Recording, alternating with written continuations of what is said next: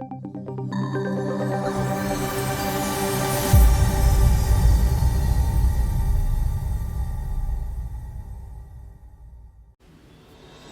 number 1, Wheat and Celiac Disease, the downside of gluten.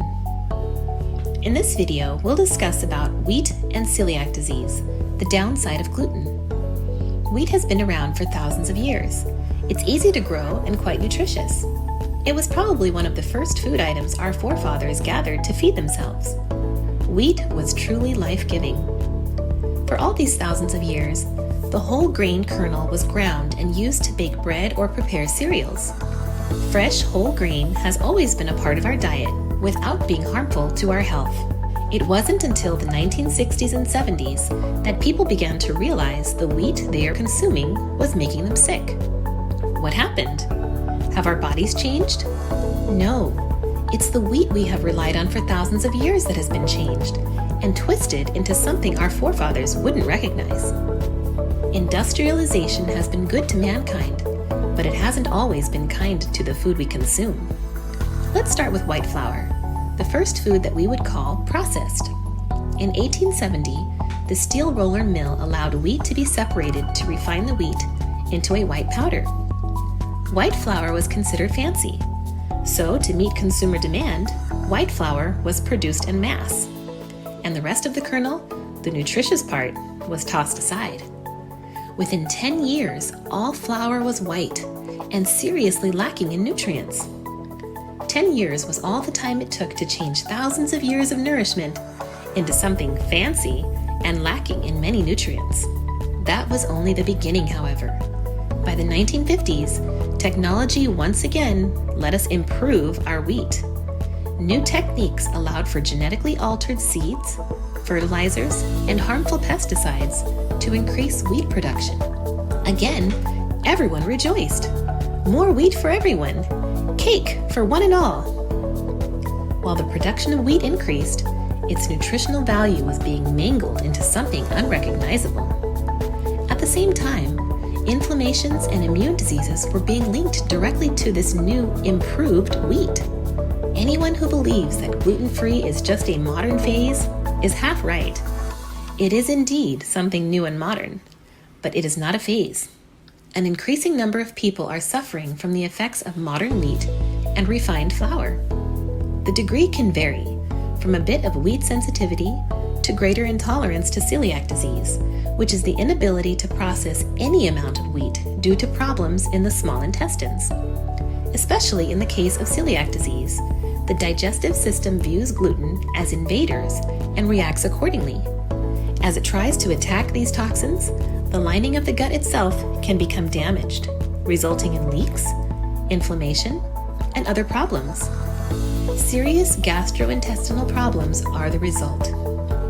The number of people diagnosed with celiac disease has quadrupled in the past 50 years. 1% of the population suffers from celiac disease, and the number is rising.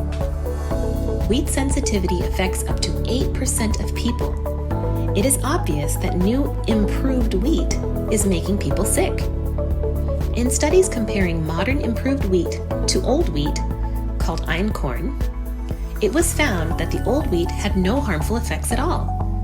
No one who consumed unrefined wheat suffered any ill side effects or gastrointestinal problems.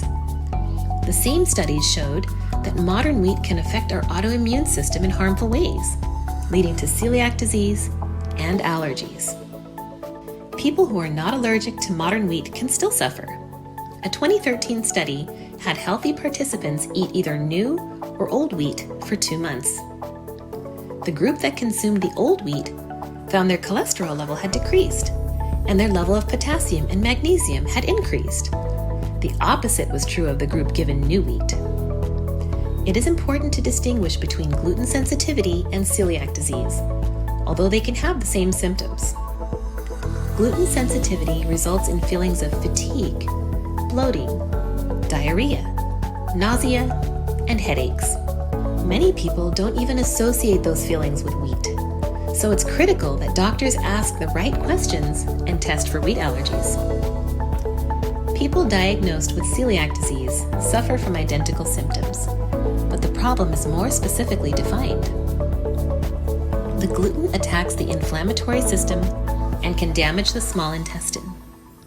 Inflammation is linked to a myriad of problems, such as heart disease, Alzheimer's, diabetes, and others. The role of gluten itself is still being studied.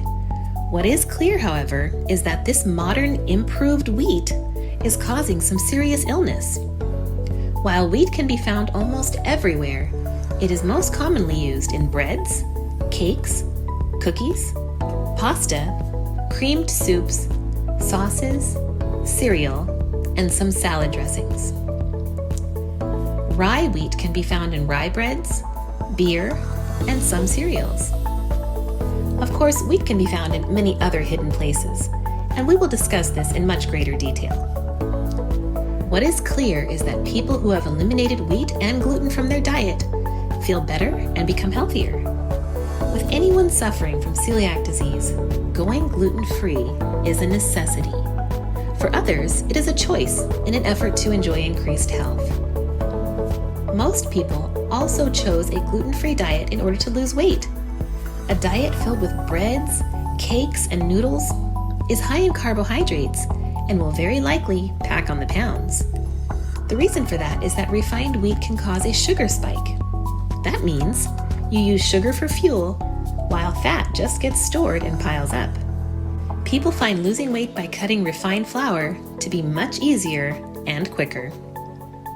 Celiac disease can run in families and can be hereditary. People with parents or grandparents who have suffered from celiac disease have a 1 in 10 chance of becoming grain intolerant. These videos will show you how to live a gluten-free lifestyle. That's all for now. Join us in our next video of tips for a stronger, healthier, and happier you. If you've enjoyed this video on healthy tips, hit the like button and be sure to subscribe so you don't miss our next video on keeping you healthy.